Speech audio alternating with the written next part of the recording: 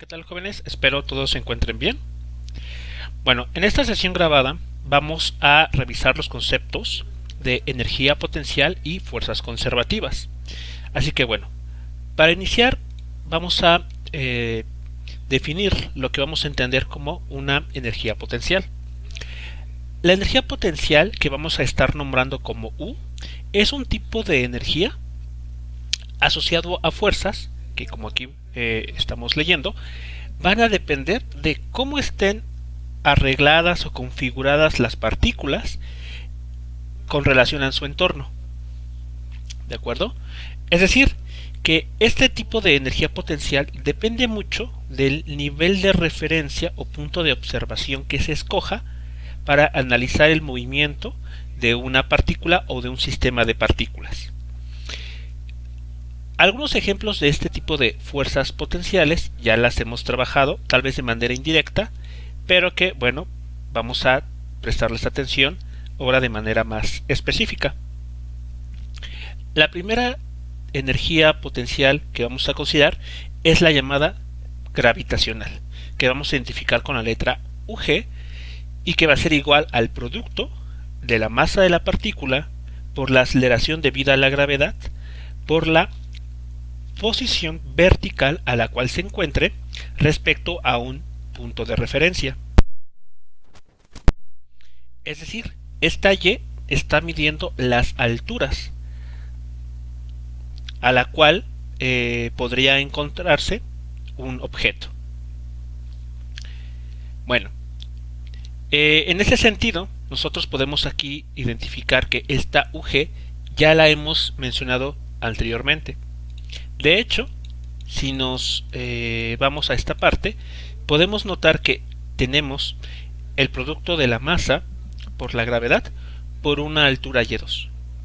Es decir, este término, una vez que se hace el producto, nos está hablando de una energía potencial gravitacional con subíndice 2.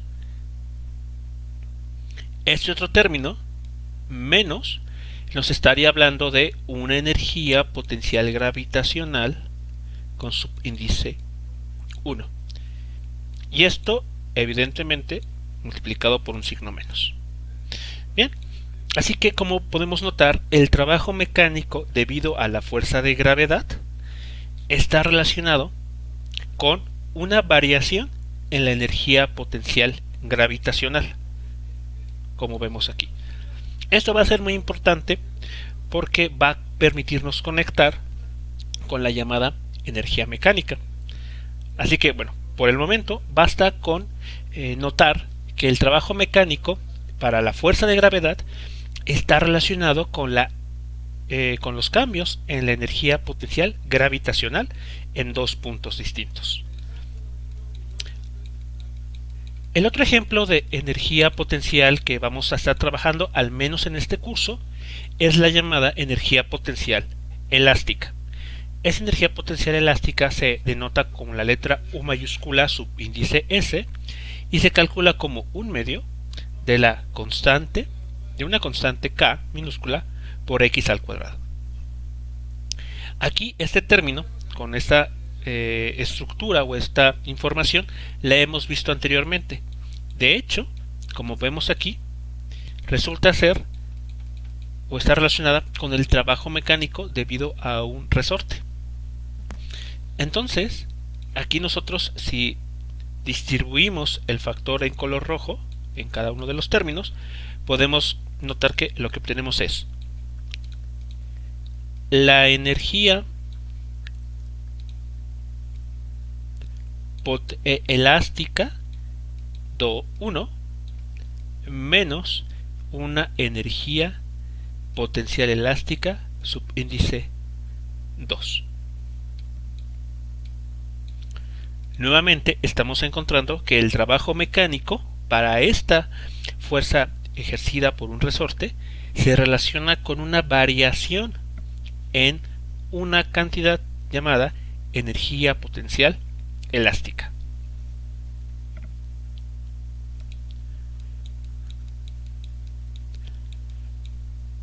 Bien, entonces esas dos términos que hemos mencionado hasta ahora son cantidades escalares que, repito, están relacionadas con cómo está configurado, cómo está distribuida en el espacio un sistema de partículas o una partícula respecto a un punto de observación o punto de origen.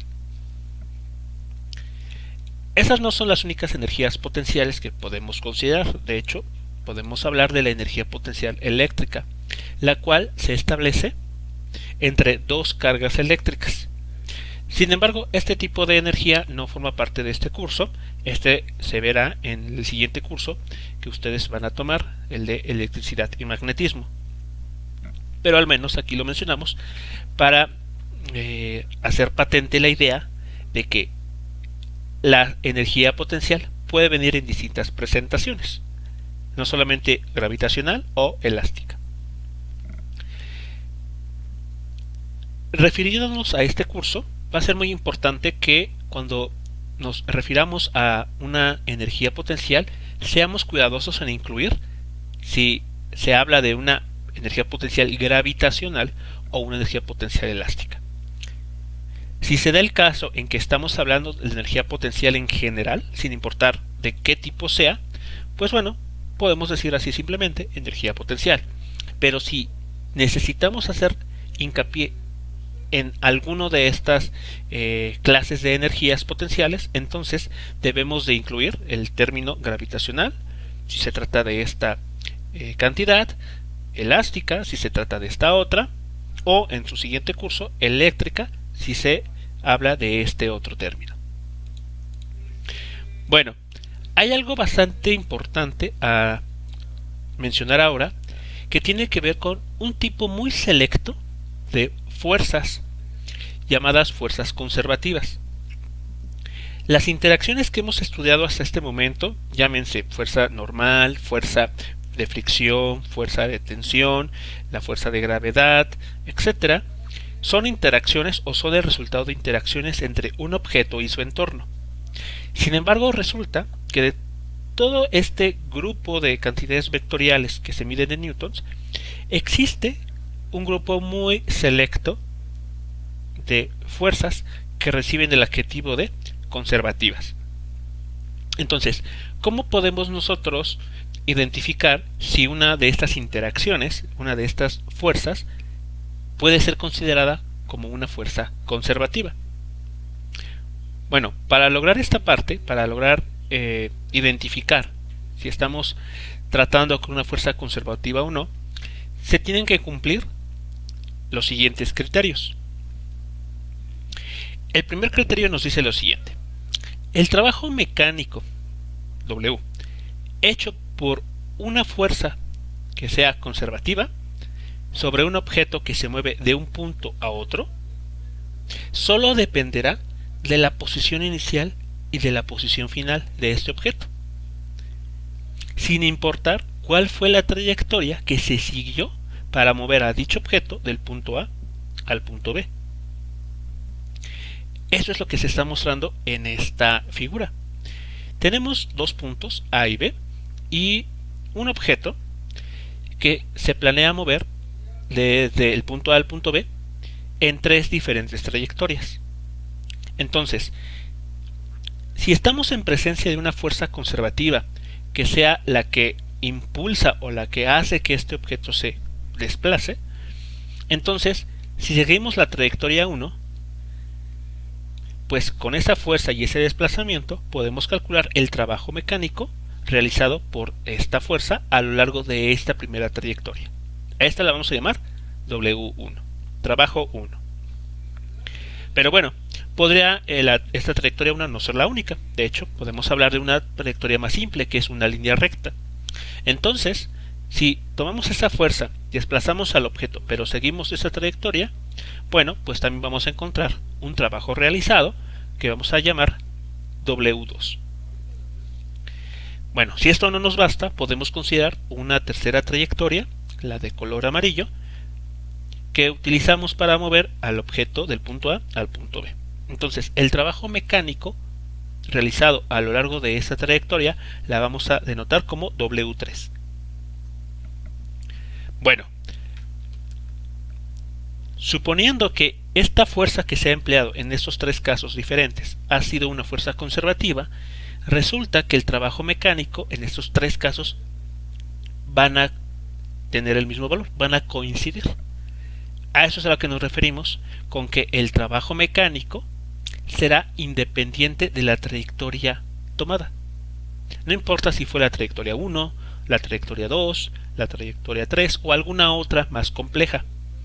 Basta con que para el cálculo del trabajo mecánico consideremos la posición final y la posición inicial.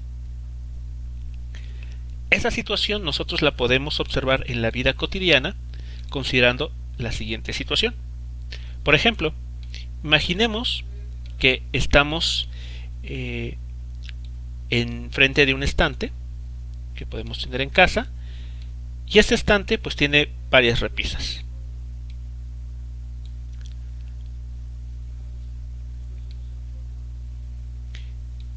Y la idea aquí es que en cada repisa nosotros podemos colocar algún objeto de nuestro interés, algún objeto de colección o algún objeto que pues represente algún valor para nosotros. Bueno, este objeto, que voy a denotar mediante este cuadrado, está inicialmente en el suelo. Y nuestra intención es colocarlo en la posición más alta de este estante. Bueno, la fuerza que va a estar presente en todo el momento, pues como sabemos, es la fuerza debida a la gravedad, que siempre está apuntando hacia abajo. Entonces aquí en color rojo tenemos la fuerza de gravedad. Lo que aquí estamos diciendo para fines prácticos es, si nosotros tomamos este objeto y deseamos moverlo a este punto, entonces podemos movernos primero hacia arriba, moverlo verticalmente hacia arriba, y una vez que lleguemos a la altura a la cual deseamos ponerlo, lo desplazamos hacia el interior de la repisa. Entonces la trayectoria seguida consiste en estos dos pasos, primero hacia arriba, después de forma paralela al suelo hasta llegar a la repisa. Bueno, durante este recorrido pues se ha efectuado un trabajo mecánico que va a tener algún cierto valor. Bueno, pues resulta que ese trabajo mecánico que hemos efectuado va a tener el mismo valor si nosotros tomamos el objeto y directamente lo llevamos hacia el lugar en la repisa que deseamos colocarlo. Entonces, como vemos, esta trayectoria de color blanco es más simple que la anterior, es de hecho una línea recta. O incluso podríamos considerar una trayectoria un poco más compleja. Por ejemplo, movernos así hasta colocar ese objeto en el lugar deseado. Bueno, pues en este caso resulta que la fuerza de gravedad es una fuerza conservativa. Entonces, independientemente de cuál de estas tres trayectorias se empleó para lograr que ese objeto se colocara en la parte superior de la repisa, el trabajo mecánico es el mismo. Eso es lo que nos está diciendo este resultado. Bien, ese es el primer criterio. Para una fuerza conservativa, el trabajo mecánico debido a esta fuerza es independiente de la trayectoria seguida. Lo único que necesitamos conocer son qué posición inicial tenía, como en este caso, y qué posición final tendrá, como estaría la situación con este estante. El segundo criterio, que es totalmente equivalente al anterior, nos dice lo siguiente. Una fuerza es conservativa si el trabajo total o trabajo neto realizado por esta fuerza sobre un objeto que sigue una trayectoria cerrada es cero. ¿Esto qué quiere decir? Bueno, que si nosotros tomamos ese objeto de A a B y seguimos por ejemplo, la trayectoria que tenemos aquí marcada como 1, bueno, pues sabemos que eso nos representa un trabajo mecánico. Se efectúa un trabajo mecánico. Pero si una vez llegado al punto B, regresamos al punto A, entonces este trabajo mecánico se le suma al anterior con la finalidad de encontrar el trabajo mecánico total, y esta suma va a dar el valor 0, porque la trayectoria que se siguió fue cerrada. Fuimos de A a B y de B a A. En el ejemplo anterior, pues estaremos diciendo esto. Tomamos el objeto, lo movemos siguiendo cualquiera de esas trayectorias o alguna otra hacia este lugar en el estante. Pero una vez que está ahí, tal vez no nos guste cómo luce, y entonces lo regresamos a la posición inicial que tenía. Entonces hemos obtenido una trayectoria cerrada. Fuimos de A a B y regresamos de B a A. Lo que aquí nos está diciendo además es que, sin importar la trayectoria, el trabajo mecánico total será 0, si estamos tratando con una fuerza conservativa. Entonces da igual si, por ejemplo, movemos este objeto primero hacia arriba y después de forma paralela al suelo, y después lo bajamos en línea recta. El trabajo mecánico total en todo este proceso cerrado o cíclico será de 0 joules. Por esa razón, aquí se están ejemplificando posibles caminos cerrados a seguir. Podemos comenzar con el trayecto 1 y después regresarnos por el trayecto 2, o ir por el trayecto 1 y regresar por el trayecto 3, o bien ir por el trayecto 2 y regresar por el trayecto 3. Sin importar cuál combinación se escoja, mientras el recorrido sea cíclico y se esté utilizando una fuerza conservativa para realizar estos trabajos mecánicos, esto es lo que va a ocurrir. El trabajo mecánico total será 0.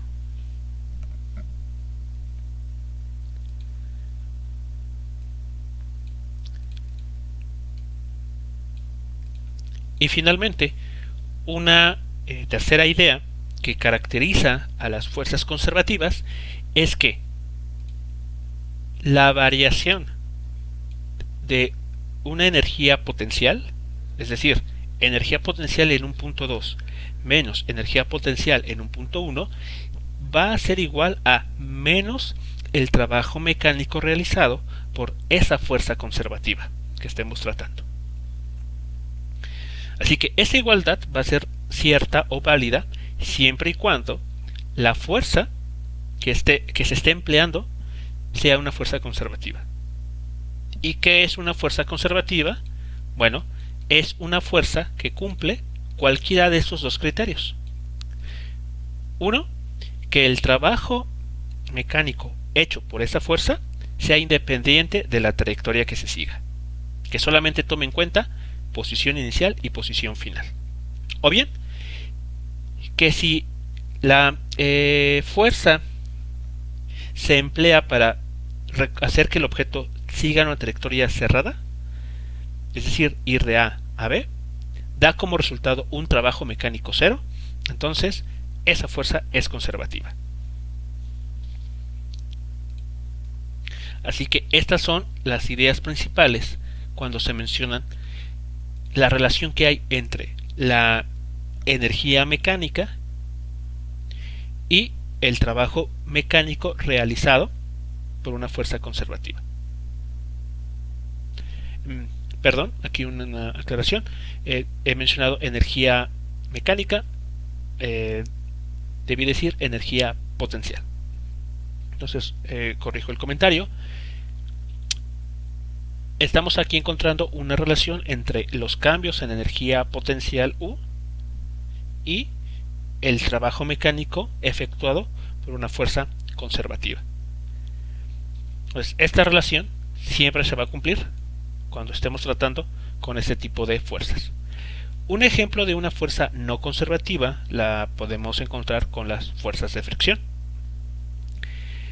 Podemos, por ejemplo, imaginar la situación de que estando en casa queremos mover un mueble de un punto A a un punto B, digamos de una esquina a otra, en una habitación. Si la superficie sobre la cual deseamos mover este mueble es áspera, presente irregularidades, entonces va a ejercer una fuerza de fricción. Entonces, el trabajo mecánico que se efectúe gracias a esta fuerza de fricción cuando el objeto o el mueble se mueva sobre la superficie, sobre el piso, va a depender de qué trayectoria sigamos. Si vamos de una esquina a la otra en línea recta, o si vamos zigzagueando, o seguimos alguna otra trayectoria. En ese caso, el trabajo mecánico sí va a depender del camino seguido. Por lo tanto, la fuerza de fricción no se puede considerar como una fuerza conservativa.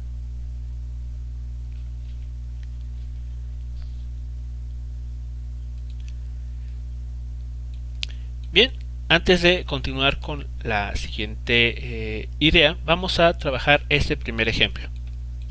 En este primer ejemplo nos comentan lo siguiente. Un carro de 1000 kilogramos de una montaña rusa se mueve del punto 1, que aquí está indicado en la figura, al punto 2, que está aquí en la cima de esta montaña rusa, y después al punto 3, que se encuentra en esta otra parte. La primera pregunta que nos formulan es: ¿cuál es la energía potencial gravitacional en 2 y en 3 con respecto al punto 1? Es decir, considere y igual a 0 en el punto 1.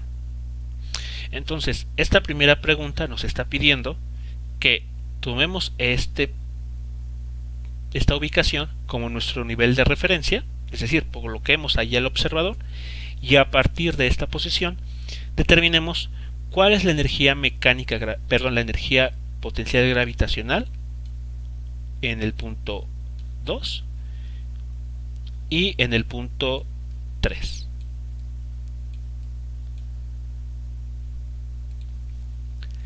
Después nos piden determinar el cambio en la energía potencial cuando el carro pasa de 2 a 3. Entonces aquí debemos de saber cuál es la variación de la energía potencial gravitacional al ir del punto 2 a esta posición 3. Y el inciso C nos dice: resuelva nuevamente los incisos anteriores, pero ahora considerando que el punto de referencia se toma en el punto 3. Es decir, para el inciso C vamos a considerar que ese punto 3 es nuestro nuevo nivel de observación o nivel de referencia.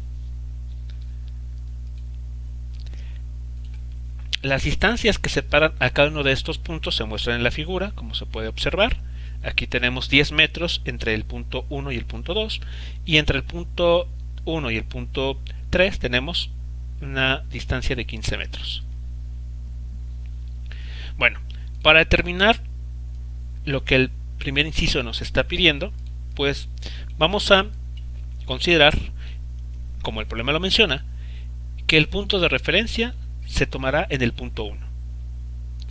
Por lo tanto, a partir de esa posición nosotros debemos de medir las alturas.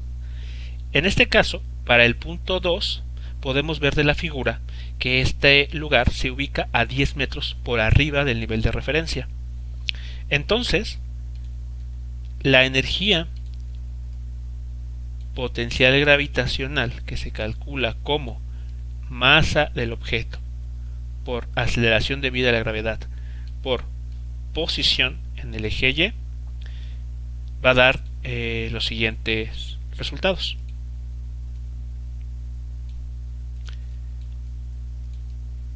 Aquí vemos entonces la energía potencial gravitacional, el del punto 2, es igual a la masa por la gravedad, por la aceleración debida a la gravedad, por la posición del punto 2 respecto al punto 1. Tenemos esta situación o este cálculo por resolver. Tenemos que multiplicar 1000 kilogramos por 9.81 metros sobre segundo al cuadrado por 10 metros.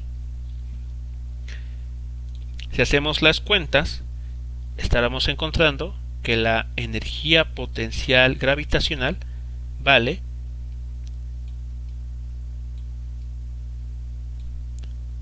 98.100 joules. Así que esa es la energía que estaría registrándose para el punto 2 a partir del punto 1. Ahora, ¿cuál es la energía potencial gravitacional del punto 3 respecto al punto 1? Bueno, pues aplicamos la misma ecuación, pero ahora considerando que el punto 3 se encuentra por debajo del nivel de referencia, es decir, la posición que tenemos que considerar es de menos 15 metros. Bien, entonces, considerando esta situación, la energía potencial gravitacional para el punto 3 se determina como, nuevamente, la masa del objeto, el carrito, por 9.81 metros sobre segundo al cuadrado por menos 15 metros.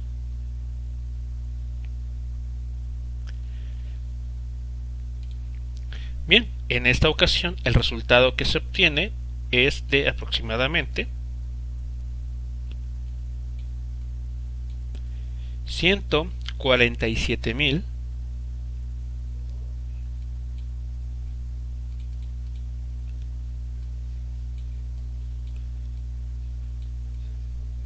150 joules.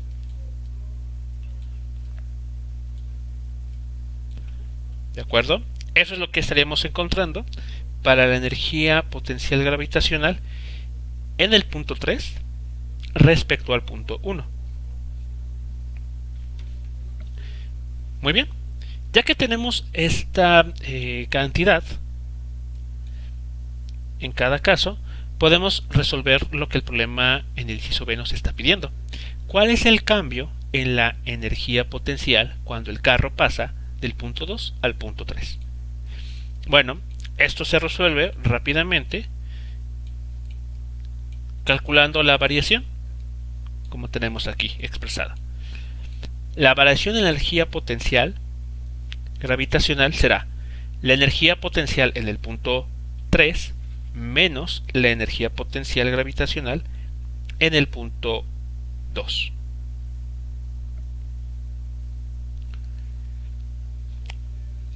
Bien, pues lo único que hay que hacer ahora es restar estas dos cantidades en el orden que aquí se está indicando, y esto nos va a arrojar el siguiente resultado.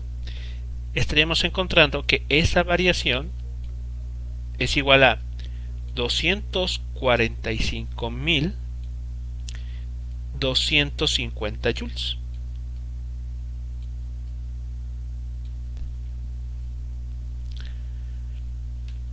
Eso es lo que está variando la energía potencial gravitacional cuando el carrito de esta montaña rusa pasa de esta posición a esta otra.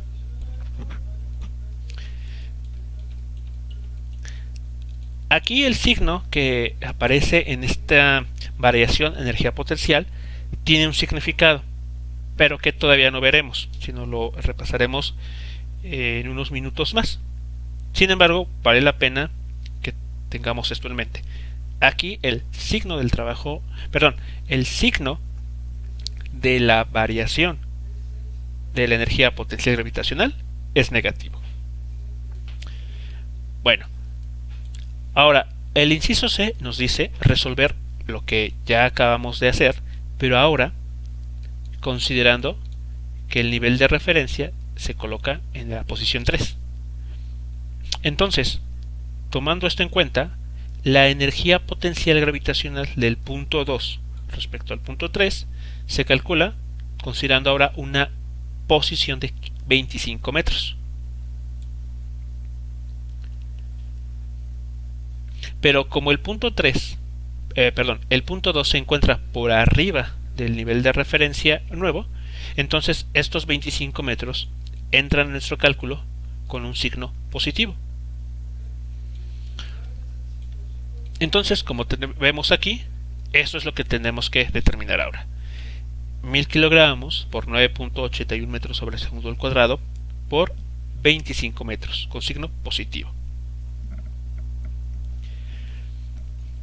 Bien, si realizamos los cálculos, estaríamos encontrando que la energía potencial gravitacional del punto 2 o en el punto 2 respecto al punto 3 tiene un valor de 245.250 joules.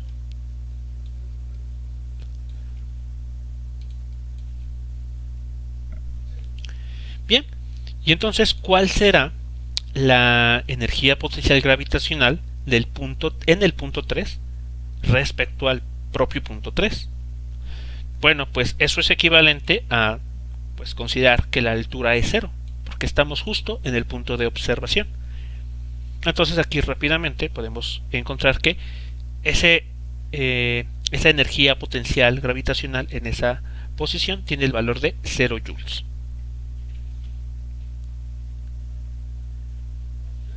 Bien, pues ya que tenemos esta información, lo que podemos hacer ahora es calcular la variación de la energía potencial gravitacional, y para eso volvemos a hacer la resta.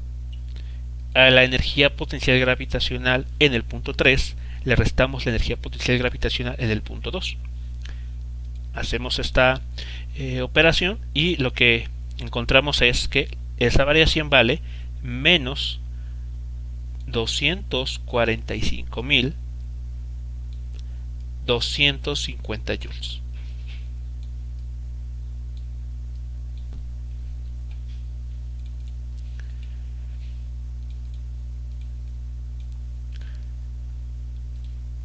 Entonces, con este último cálculo hemos concluido lo que el problema nos está pidiendo determinar.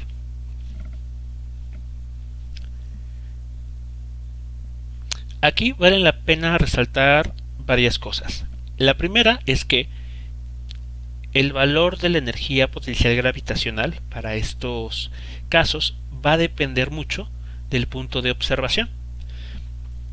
Cuando el punto de observación se escoge en el punto 1, vemos que la energía potencial en el punto 2 vale tan solo 98.100 joules. Pero si el nivel de referencia lo modificamos y lo ubicamos en el punto 3, entonces la energía potencial gravitacional en ese punto respecto al punto 3 vale 245.250 joules. Entonces, ¿en qué casos estaríamos encontrando un valor correcto? Pues va a resultar que en ambos. Si esto lo estuviera calculando una persona, el observador, en la primera situación y en la segunda, en ambos casos estaría encontrando un resultado válido. Entonces, ¿qué es lo que tendríamos que hacer para darle un sentido a este resultado? No podemos promediar esos valores, no podemos sumarlos, no podemos dividirlos. Lo que se hace es entonces calcular los cambios en la energía potencial gravitacional. Como vemos, en ambos casos obtuvimos exactamente el mismo valor.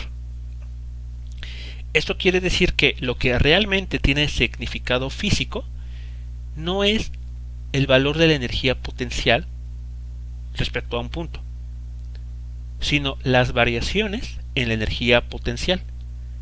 Así, sin importar dónde se encuentre el observador, si está en el punto 1, si está en el punto 3 o en algún otro sitio, la diferencia o el cambio en la energía potencial gravitacional que se miran por cualquiera de estos observadores siempre será la misma. En este caso de menos 245.250 joules.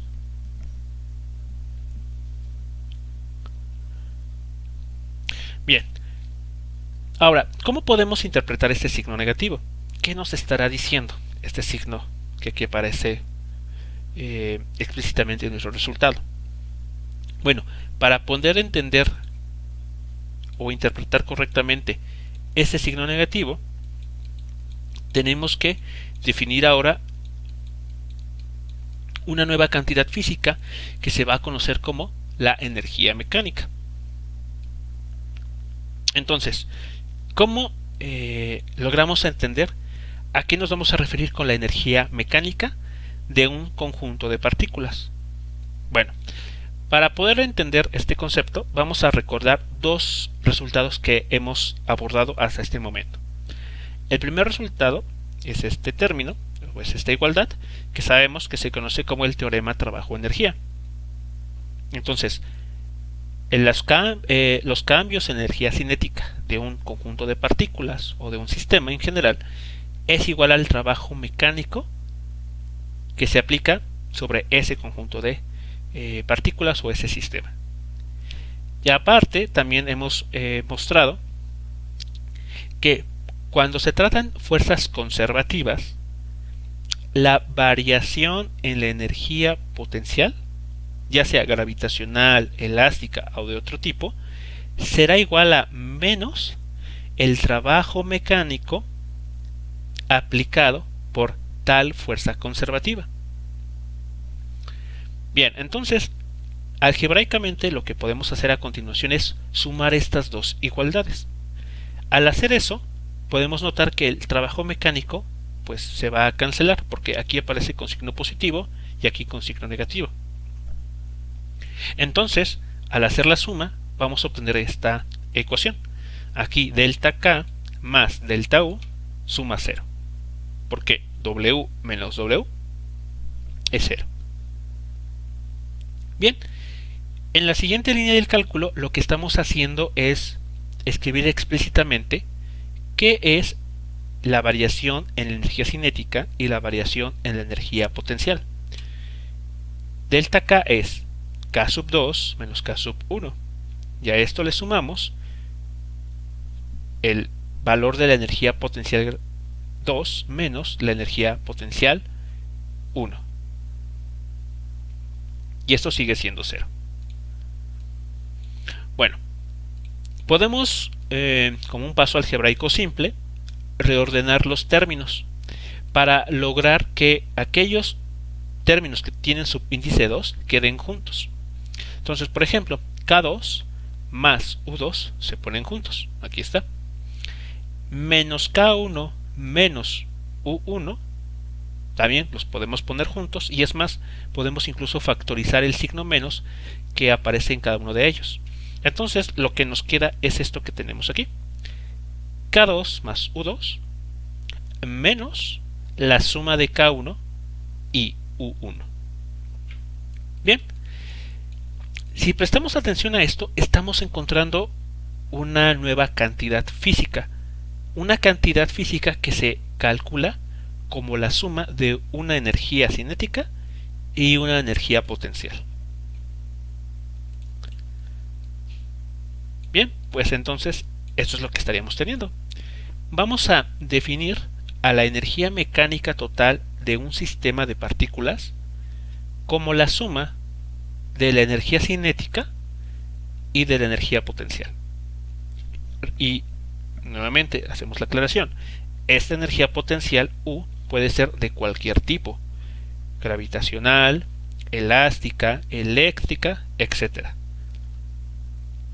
Entonces esta expresión, esta U, está conteniendo cualquiera de esas clases de energías potenciales.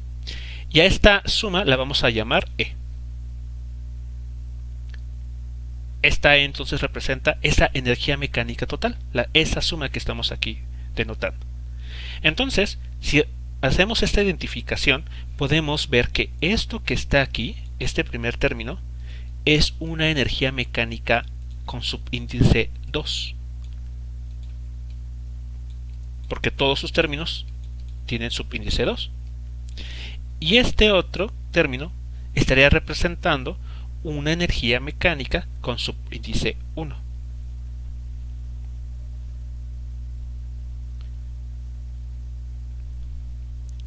Luego, esto lo podemos identificar claramente como una variación en la energía mecánica. Pero esta variación resulta ser 0. Es decir, que la energía mecánica en una posición o en un instante 2 es igual a la energía mecánica en un instante anterior, en un instante 1 o en una posición 1. A esto que estamos encontrando aquí se le da el nombre de la ley de conservación de la energía mecánica. Y esta ley de conservación solamente es válida para el caso de fuerzas conservativas. Entonces, si solo fuerzas conservativas están actuando sobre un sistema y efectúan trabajo, la energía mecánica total, que es igual a la suma de la energía cinética más la energía potencial, no va ni a aumentar ni a disminuir en todo algún proceso que se realice con en este sistema gracias a estas fuerzas conservativas. Esto quiere decir que va a permanecer constante, o en otras palabras, que se va a conservar. ¿Esto cómo lo podemos visualizar? Bueno, gráficamente aquí estamos representando un proceso arbitrario en el cual una partícula tiene inicialmente una energía potencial, que puede ser gravitacional, elástica o la que se guste. Bueno, pensemos aquí para ejemplificar correctamente en energía potencial gravitacional. Entonces, digamos que tenemos el objeto que habíamos platicado o mencionado anteriormente, este que está aquí. Está ubicado en algún lugar muy alto en este estante. Está quieto por ahora. Entonces, pues tiene asociado, debido a esa posición, una energía potencial gravitacional. Y como está en reposo, su energía cinética vale 0. Pero como hemos mencionado, la suma de estos dos términos nos da la energía mecánica total. Bueno, entonces es claro que si esta energía potencial vale 10 joules, por ejemplo, la energía mecánica total vale también 10 joules, porque 10 más 0, 10. Ahora, imaginemos que por alguna razón o por algún accidente, ese objeto que estaba en la repisa más alta cae. Entonces, al ir disminuyendo la altura respecto al suelo, su energía potencial va a variar y de hecho va a ser cada vez menor. Entonces, imaginemos que aquí esta energía potencial tiene el valor de 8 joules. Pero por otro lado, la energía cinética va a aumentar. ¿En cuánto? En 2 joules. Porque de esta manera 8 joules más 2 joules tenemos nuevamente los 10 joules con los que iniciamos. ¿Qué estamos indicando aquí? Que de manera individual la energía potencial y la energía cinética pueden ir cambiando en el tiempo, pero su suma no. Eso es lo que nos está diciendo la ley de conservación de la energía mecánica. La suma de estas dos cantidades siempre va a permanecer constante.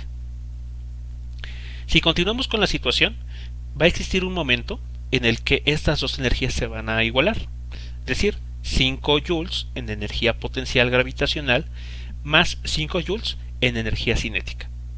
Su suma vuelve a ser 10. Pero como vemos, ahora tenemos menor energía potencial gravitacional, pero ha aumentado la energía cinética. Bueno, cuando el objeto llegue al suelo, ya no tendrá energía potencial gravitacional, porque su altura es 0. Entonces toda la energía que teníamos al inicio, en esta columna de color verde, se ha transformado en energía cinética. Es decir, esta barra ahora es la que tiene el valor de 10 joules. Y entonces 0 más 10 joules dan 10 joules que teníamos justo al inicio de este proceso. Ese es todo lo que estamos llamando la ley de la conservación de la energía mecánica. ¿Y qué es lo que está permitiendo que esta energía potencial se vaya transformando en energía cinética? Pues justamente el trabajo mecánico.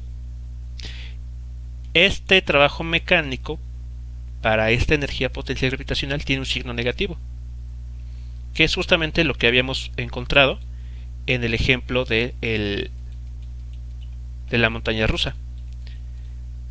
Esta variación tiene un signo negativo porque esta energía es lo que está perdiendo el carrito cuando cambia de una posición alta a una posición más baja.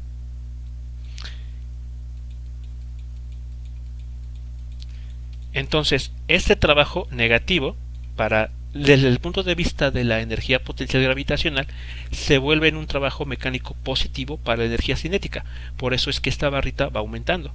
Y así, durante este proceso, se le quita energía a esta barra y esa energía se lleva a un sitio, ¿Cuál? Pues a la energía cinética. Y así en cada parte del recorrido. Por esa razón también se dice que la energía no se crea ni se destruye, solo se transforma. En este caso, de energía potencial gravitacional a energía cinética.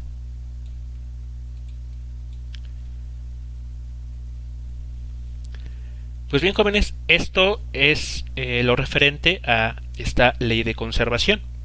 En la siguiente sesión vamos a continuar con este concepto, pero ahora lo estaremos aplicando en la resolución de ejercicios, donde todo lo que se ha comentado en esta sesión pues se va a tener que emplear para poder analizar correctamente los distintos ejemplos que iremos abordando.